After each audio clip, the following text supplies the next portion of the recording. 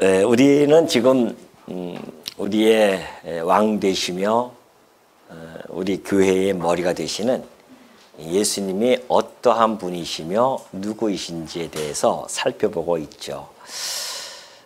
우리가 예수님을 믿는다고 하는 것은 우리를 믿게 하는 몫은 예수님에게 달려져 있습니다. 우리가 뭐 믿으라고 해서 무조건 믿을 수는 없잖아요. 그렇죠? 그 믿음의 대상이 믿게 해줘야만이 믿을 수가 있는 겁니다. 우리 주님은 오셔서 당신의 하나님의 아들이심을 믿게 하시려고 그분이 행하시는 그런 일들을 하나하나 지금 우리가 살펴보고 있죠. 그 중에 이제 표적적인 사건들을 통하여서 내가 봐라 하나님의 아들 그리스도가 틀림이 없지 않느냐라는 것을 보여주고 계십니다. 우리는 그의 이런 표적의 사건들을 하나하나 뒤따라가면서 확인하고 또 확인하면서 우리가 믿는 예수님이 정말 우리를 구원해 줄 수 있는 그러한 그리스도이구나라는 사실을 확인하고 또 확인하면서 우리의 믿음은 더욱더 견고하게 쌓여져 가고 있는 중입니다. 지난 시간에는 혈루증을 앓는 그 여자를 고쳐주기도 하시고요. 또 야이로의 딸 그 소녀를 살리심으로 말미암아 정말 정결과 그리고 죽음까지도 이기시는 그런 권세를 가지신 그리스도이심을 우리들에게 확인시켜 준 바가 있죠. 오늘도 여전히 그 표적적인 사건은 나타나는데요. 크게 두 가지로 나타납니다. 하나는 맹인을 고치는 사건, 하나는 언어 장애를 가진 자를 고치는 그러한 사건을 통해서 당신이 메시아 곧 그리스도 되심을 증거하는 그러한 내용을 우리가 살펴보고자 합니다. 자, 27절부터 31절까지가 바로 맹인을 고치셔가지고서는 당신이 그리스도 되심을 나타내주고 있는 사건이 소개되어지고 있죠. 오늘 예수님이 이렇게 가시는데 두 맹인을 만납니다. 두 맹인을 만나는데 그들이 따라오면서 막 소리를 지르죠. 얼마나 정말 절절하면은 그냥 그 많은 사람이 있는데 창피한 것도 모르고 소리를 지르기 시작합니다. 그런데 그들의 소리가 매우 의미심장합니다. 다윗의 자손이여 하면서 소리 지르는 겁니다. 다윗의 자손이여. 오늘 예수님이 지나가다가 이 두 맹인을 만나는데 그 맹인이 만나는 데 있어서 그럼 우연히 지나가다 만났을까요? 결코 그렇지 않습니다. 이건 필연적인 만남입니다. 왜 그러냐 하면은 우리가 구약을 살펴보면 알 수가 있습니다. 이사야서 35장 5절에 보면은 그때에 맹인의 눈이 밝을 것이며 그래요. 또 못 듣는 사람의 귀가 열릴 것이며 라고 하는 예언이 이 이사야 선지자를 통하여 증언되어진 바가 있습니다. 예수님은 맹인을 만나서요. 그 눈을 밝혀내야 됩니다. 그래야 그리스도에 대한 확증을 우리들에게 하나 더 얹어줄 수 있기 때문에 그렇죠. 예수님이 이 맹인이 따라오는 소리를 지르면서 다윗의 자손, 다윗의 자손 하면서 우리를 불쌍히 여기셔서 그렇게 이야기를 하죠. 다윗의 자손이라는 뜻은 곧 메시아라고 하는 고백입니다. 왜냐하면 메시아는 누구의 자손, 곧 다윗의 자손으로 오신다는 약속이 있기 때문에 그렇죠. 그러니 그 소문을 들었습니다. 맹인들이 소문을 들었어요. 예수님이 하신 일들, 그의 교훈들, 이런 말씀을 하고 이런 일들을 행하셨대 라는 소식을 듣고 그의 마음으로 믿기 시작합니다. 뭐라고요? 마음으로 믿어가지고서는 저분이 메시아임이 틀림없다. 그래서 입으로 시인하기 시작해요. 다윗의 자손이요, 다윗의 자손이요 라고 하면서 시인을 하게 되죠. 그가 비록 육신의 눈은 멀었습니다. 그들이. 그럼에도 불구하고 예수님을 그들의 메시아로 인정하는 그런 영적인 눈을 그들이 가지고 있었다는 이 사실, 놀라운 사실 아닙니까? 이거 외적인 어떠한 우리의 외모 환경에 따라서 주어지는 것이 결코 아니다. 영적인 눈이라고 하는 것은 전적으로 하나님의 은혜로 주어지지 않으면 알 수가 없다는 겁니다. 그가 육적인 눈이 가려졌음에도 불구하고 그런 외형적인 것에 지배받지 않고 예수를 다윗의 자손 곧 메시아로 볼 수 있었다는 것, 이것이야말로 하나님이 베풀어 주신 은혜가 아닐 수가 없습니다. 이 맹인들의 이 간구는요, 절망의 부르짖음이 결코 아니었죠. 소망의 부르짖음이면서 메시아 신앙에 대한 부르짖음이었습니다. 결국 하나님, 예수님께서 그들에게 이렇게 이야기합니다. 내가 능히 일할 줄을 믿느냐? 그렇게 믿어요. 아, 그렇습니다. 저희는 믿습니다. 그러죠. 그러니까 예수님께서 눈을 만지시면서 너희 믿음대로 되라. 그렇게 이야기합니다. 이 치유가 되어지죠. 이 치유가 되어지는 것은 예수님이 메시아, 그들의 메시아 신앙에 대한 응답으로서 그들을 치유해 주고요. 결국은 그들의 믿음이 그 치유의 통로가 되어졌다는 사실입니다. 오늘 이것은 매우 중요하게 우리에게 다가오죠. 왜냐하면 우리 천국의 통로도 믿음입니다. 믿음이 없이는 천국에 갈 수가 없어요. 그러니까 이 믿음이라고 하는 이 통로를 통하여야만이 우리가 하나님 나라에 갈 수도 있을 뿐만이 아니라 예수가 그리스도라고 하는 것도 인정하는 것도 믿음으로 말미암아 인정되어지는 것이기 때문에 그렇다는 것이죠. 그래서 아까 제가 말씀드렸듯이 바울이 일찍이 얘기했던 것처럼 로마서 10장 10절에 나타나죠. 마음으로 믿어 의에 이르고 입으로 시인하여 구원에 이른다는 것처럼 이들은 곧바로 정말 마음으로 믿었어요. 그리고 입으로 시인합니다. 다윗의 자손이요. 그러면서. 그래서 그들이 치유를 받았던 것처럼 오늘 이 땅에 우리가 살아가는 사람들, 우리 성도들에게도 마찬가지 아니겠습니까? 지금 이 사건은 단순하게 맹인을 고치는 걸로 끝나는 사건이 아닙니다. 이 사건을 통해서 무언가를 지금 하나님 예수님께서는 보여주고 계시죠. 다시 말해서 우리가 고린도후서 4장 6절 보면은 그 의미를 더 확실히 알 수가 있습니다. 고린도후서 4장 6절 보면은 어두운데 빛이 빛이라 말씀하셨던 그 하나님께서 그래요. 창세기 때죠. 어두운데 빛이 빛이라 말씀하십니다. 그 빛이 비춰졌어요. 그 말씀을 바울은 차용을 해가지고서는 이렇게 이야기합니다. 그 하나님께서 예수 그리스도의 얼굴에 있는 하나님의 영광을 아는 빛, 그래요. 그리스도를 보면은 하나님의 영광을 알 수가 있다는 것이죠. 그 빛을 우리 마음에 비추셨다. 어떤 마음이었습니까? 우리 마음이 어두운 마음 아니겠습니까? 우리도 다 맹인과 같은 어두운 마음 속에 살아갔던 자들이에요. 맹인이라고 하는 것은 어두움이 특징 아닙니까? 안 보여요. 캄캄한 데서 살아가는 것이 맹인입니다. 그런데 예수님께서 그 눈을 뜨게 해서 광명을 되찾게 해줬죠. 그래서 다 보이기 시작합니다.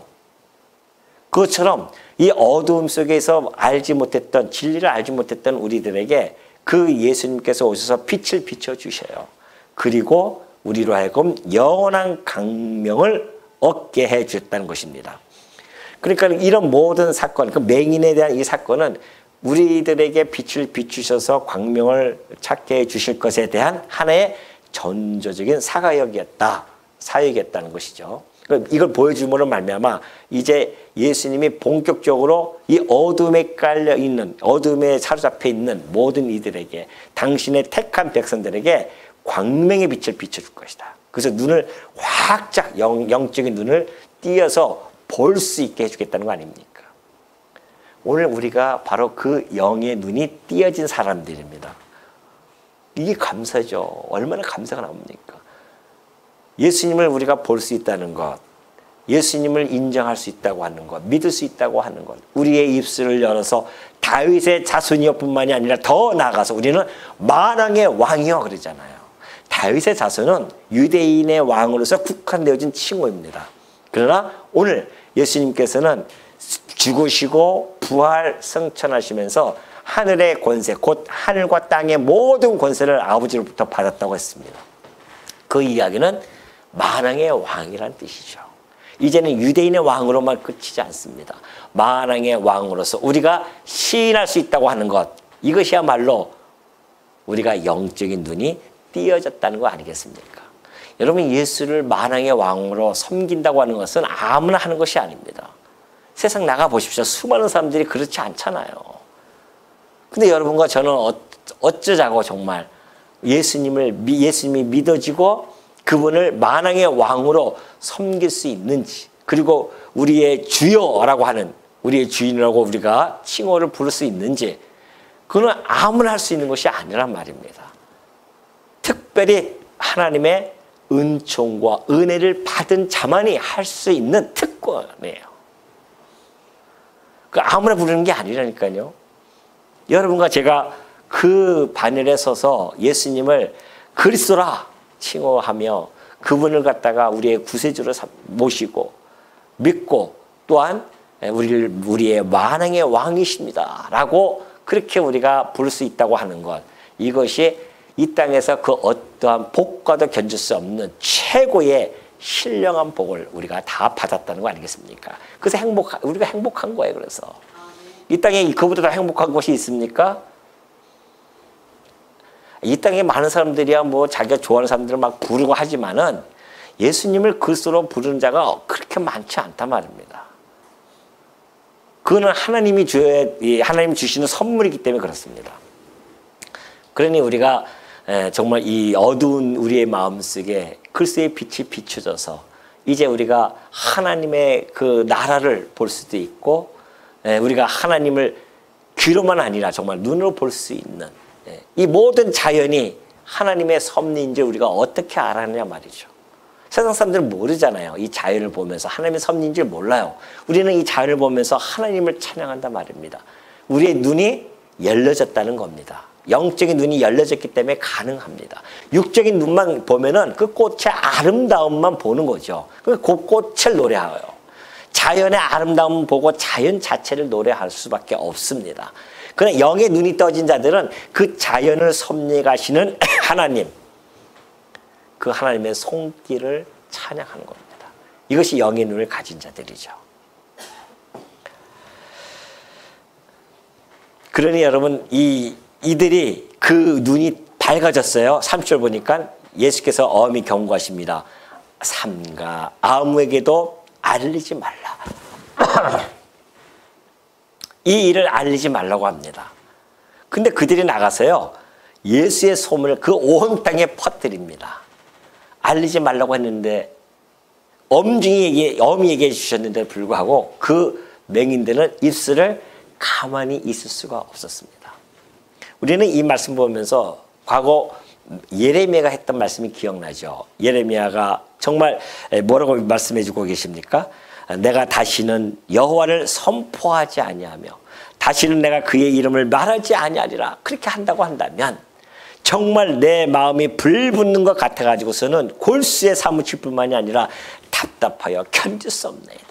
내 입술을 열어서 여호와 이름을 부르짖고 여호와를 이야기해야 되는데 그걸 하지 마라 한다고 한다면 어떻게 답답하면 살 수 있겠냐 말이죠. 그 예레미야의 그 심정이 오늘 이 맹인들의 심정과 어찌 다르지 아니할 수가 있겠습니까? 맹인들도요, 가만히 있을 수가 없었습니다. 자기 눈이 띄어졌는데 어떻게 가만히 있어요? 막 나가서 얘기하는 거죠.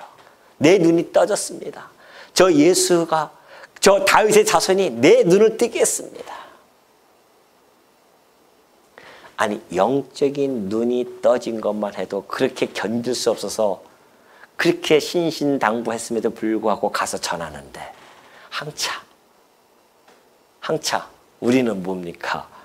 우리는 영의 눈이 떠진, 육신의 눈이 아니라 영의 눈이 떠졌을 뿐만이 아니라 우리는 하나님의 그 은총을 받아서 구원받은 백성들입니다. 그런데 우리의 구원받은 것을 어찌 우리가 나가서 이야기하지 않을 수 있겠습니까? 입 다물고 있는 것도 정말 답답하지 않겠습니까? 안 그래요? 답답하다니까요.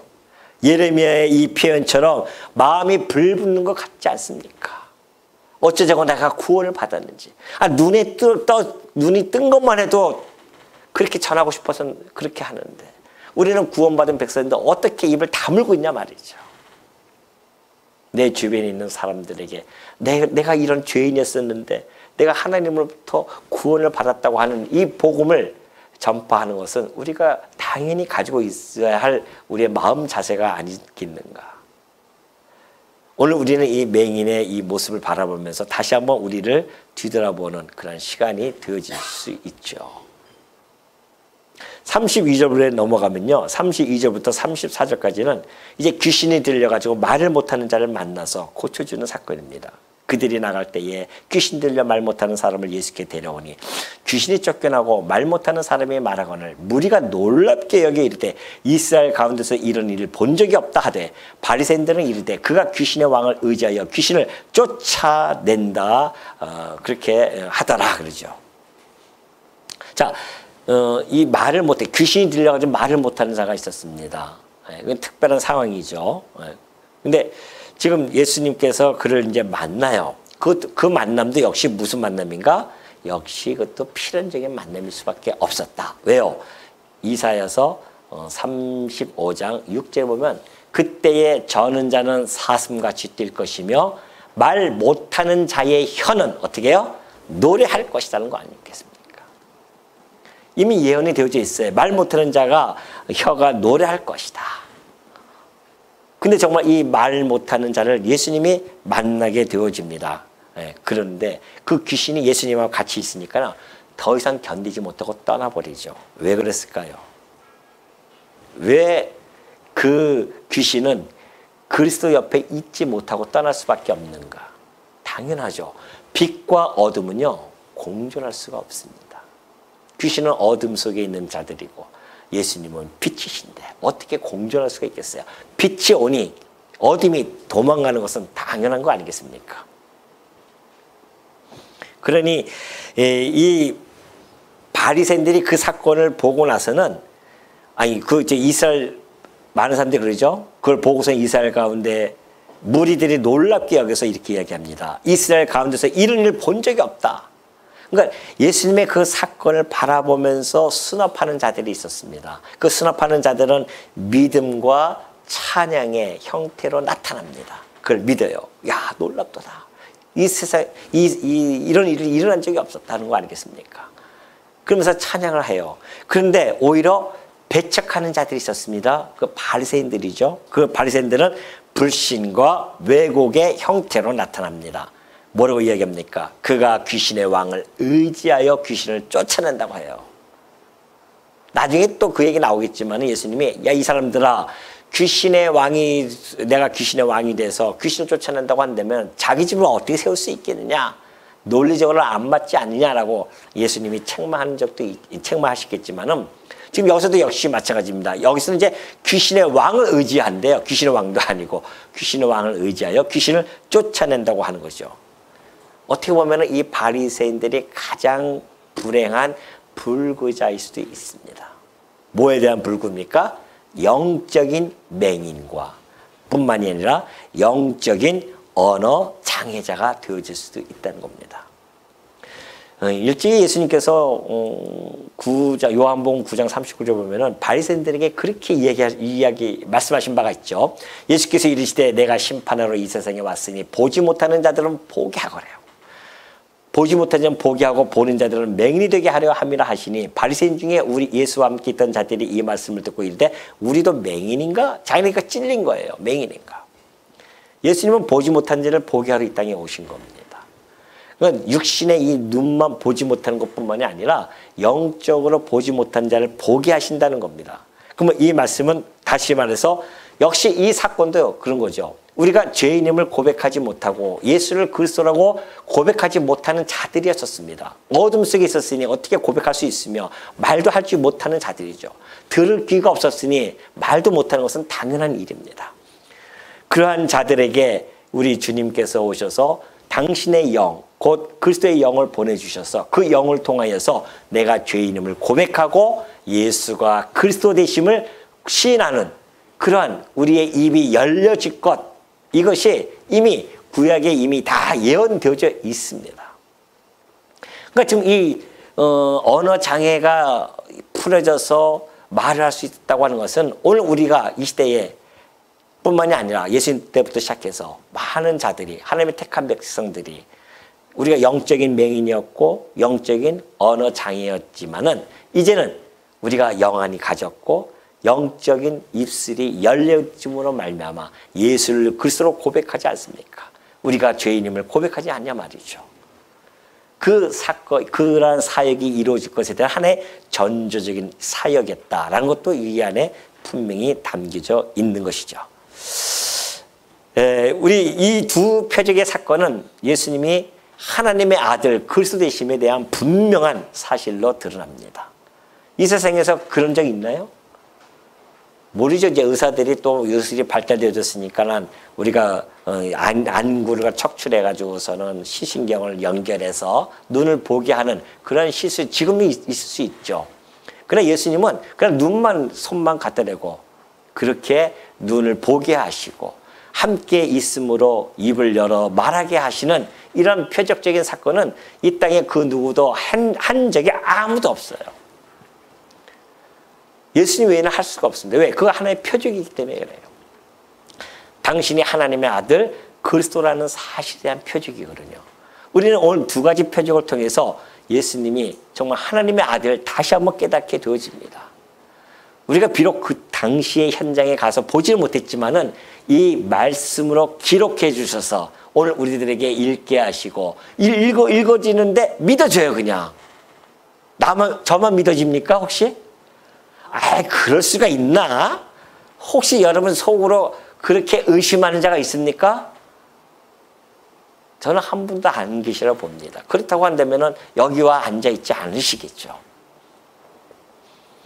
그러니 이게 얼마나 우리가 정말 제가 거듭 얘기하지만은 하도 우리가 이 땅에 살아가는 사람들이 즐거움이 없고 기쁨이 없고 행복하지 않다고 생각하는 사람들이 너무나 많잖아요. 과거보다도 훨씬 살기는 좋아졌음에도 불구하고 그때 당시는 정말 이 절대적인 이 빈곤 속에서 살아갔지 않습니까? 근데 지금은 우리가 절대적인 빈곤은 그렇게 많지 않잖아요. 다 상대적인 빈곤이거든요. 내가 저 사람보다 약간 못 사니까 그 위축되고 힘들고 그렇게 하는 것이지 정말 하루 밥 세 끼 못 먹고 헐벗고 굶주리고 그러한 자들은 그렇게 많지 않죠. 현재 우리나라에서만 보더라도. 근데도 불구하고 행복하지 않다고 왔습니다. 근데 거기에 편승해가지고서는 기독교인들도 행복하지 않다고 그렇게 살아가는 자가 많이 있어요. 정말 그러냐 말이죠. 제가 거듭 말씀드리는 이유는 우리가 이렇게 행복함에도 불구하고 그걸 누리지 못한다는 말입니다. 하나님 나라의 본질이 뭐라고 했습니까? 의와 희락과 화평 아니겠어요? 마음의 평강을 누리고 기쁨과 즐거움 속에서 우리가 살아가는 하나님 나라 백성임에도 불구하고 우리는 그걸 갖다가 누리지 못하는 경우가 허다합니다. 그래서 제가 계속해서 여러분에게 주지시키는 것은 우리 행복합니다. 정말 행복하잖아요. 얼굴이 행복해야 됩니다. 우리가. 내가 행복하라고 해서 행복해지냐 말이죠. 이 말씀을 깨달아야 우리가 행복해지는 거 아니겠습니까? 내가 정말 이 말씀이 믿어지고 이 말씀이 살아 움직여서 나의 생명의 양식이 되어지고 내가 누구인지 나의 정체성을 알게 되어지고 내가 믿는 그리스도가 어떤 분인 줄 알게 되어지니 그분만 의지하게 되어지고 그분에게 온갖 나의 모든 걱정, 근심, 염려를 다 맡기면서 살아갈 수 있는, 의지하고 살아갈 수 있는 그 대상이 있다고 하는 것이 얼마나 행복하냐 말이죠.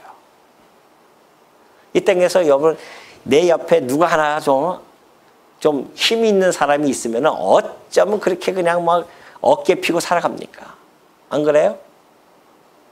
내 조카가 누군지 내 아들이 뭐 되고 좀 내 자식이 검사다 무슨 뭐 판사다 이 사회에서 알아주는 그러한 위치 신분에 있다고 한다면은 정말 자랑하고 싶어서 입을 어떻게 다물 수 있겠냐 말이죠. 우리는 그런 분들이 없으니까 자랑을 못하고 있잖아요. 지금 있으면 아마 자랑할걸요. 밤마다 그냥. 그런데 그거하고는 비교할 수 없는 이 만물을 지으시고 나를 사랑하셔서 이 땅에 육신의 몸을 입고 이 땅에 오셔서 내 대신 죽으시고 나를 당신의 나라 백성으로 삼아주시고 그리고 나를 갖다가 이 땅에 살아가게 하시면서 임마누엘 하시는 그 주님을 알게 되어졌는데 그거 하나만 가지고도 행복하지 않냐 말이죠. 그거 하나만 가지고도 자랑할 것이 넘치지 않겠냐 말이죠. 영원한 것을 자랑해야지 썩고 쇠하고 없어질 것을 자랑하냐 말이에요. 그러니 우리가 이 사건들, 표적적인 사건을 보고 아 그런가 보다 하고 지나갈 사건이 결코 아닙니다. 내가 믿는 예수님이 이러한 분이시라고, 못하는 것이 없으신 분이시구나. 만물을 통치하실 뿐만이 아니라 모든 인간의 생명을 통찰해 가시는 그런 하나님, 그 성자 하나님을 우리의 맏형으로 우리가 모시고 살아간다고 하는 것, 그래서 우리가 힘이 나는 거 아니겠습니까? 35절 보니까 그래요. 예수께서 모든 도시와 마을에 두루 다니사 그들의 회당에서 가르치시며 천국 복음을 전파하시며 모든 병과 모든 약한 것을 고치시니라. 자, 예수님의 공생의 기간 중에 했던 그 사역의 핵심이 나타나죠. 자, 그리스도의 사역입니다. 예수 그리스도의 그 사역을 보면은 핵심이 세 가지예요. 가르침입니다. 가르침 뭡니까? 교육이죠. 그리고 뭐예요? 말씀을, 복음을 선포하죠. 그것이 곧 선교입니다. 그리고 약한 자들을 모든 병과 모든 약한 것을 다 고치셔요. 치유죠. 자, 이것이 이제 그리스도께서 이 땅에 공생에 사시면서 했던 사역의 핵심 내용들입니다. 교육과 선교와 치유가. 그래서 이것이 곧 교회의 뭐예요? 교회 사명입니다. 교회 사명의 본질이에요. 교회가 해야 할 일들입니다. 교회 보십시오. 우리나라에 미국에서 선교사들이 왔을 때 했던 일이 뭐예요? 바로 이거예요. 학교 짓죠. 교육을 위해서, 선교를 위해서 교회를 짓죠. 치유를 위해서 병원을 짓죠. 여기 하나 더 붙입니다. 이게 이제 구제라고 하죠. 구제에서 뭐 고아원도 짓고 이런 4대 사역을 교회가 행하면서 복음을 전파했었단 말입니다. 교회가 하는 일들이에요. 그러니까 우리 교회도 지금 다 우리 교회뿐만이 아니라 뭐 지상에 있는 모든 교회가 그냥 말씀을 가르치죠. 그리고 가서 복음을 전파하죠. 그리고 이 말씀 속에서 우리의 영이 치유받게 되어지고, 그렇게 되어지면 우리 육신도 점점 좋아지는 겁니다. 그런 치유가 있는 것이고, 이런 일들이 교회가 하는 일, 곧 그리스도께서, 머리 대신 그리스도께서 했던 일들이었기 때문에 그 몸된 교회가 그대로 그 일들을 행하는 겁니다. 그래서 이 일을 위해서 우리에게 각종 은사를 다 하나님이 주시고 그 은사 따라서 이 일들을 해 나가는 거죠. 그런데 예수님이 이 36절을 보니까는 이렇게 말씀하십니다. 무리를 보시고 불쌍히 여기십니다. 이는 그들이 목자 없는 양과 같이 고생하며 기진함이라 그래요. 예수님이 오셔서 일을 하신다고 하니까는 막 이런 일들을 하니까는 그냥 기계적으로 일하시는 것이 아니에요. 내가 그리스도야 하면서 기계적으로 일하시는 분이 아니에요. 그 모든 일들, 치유를 하시고 복음을 가르치시고 선포하시고 말씀을 가르치는 이 모든 이 일들 속에는 그리스도의 긍휼함이 그 안에 담겨져 있습니다. 긍휼함이죠. 사랑이란 말입니다. 자비하심. 지금 죄와 사망 가운데 완전히 짓눌려서 저 불못에 던져질 자들을, 그들을 바라보시면서 얼마나 가슴이 아파하시겠냐 말이죠. 불쌍히 여겨주신 겁니다. 특별히 이 유대 사회는 더 그렇죠. 유대 사회들은 그들에게 목자 없는 양같이 보여진 겁니다. 그들에게는 목자 같은 자들이 있었어요. 누구예요? 바리새인들, 서기관들, 사두개인들, 정치적으로나 종교적으로나 그런 지도층이 있었습니다.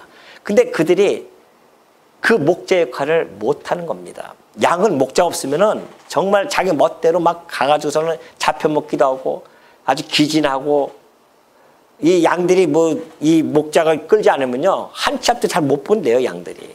그러니까 목자 끌고 가서 푸른 초정에 끌고 가야 거기서 먹을 수 있는 거죠. 근데 목자의 역할을 못했어요.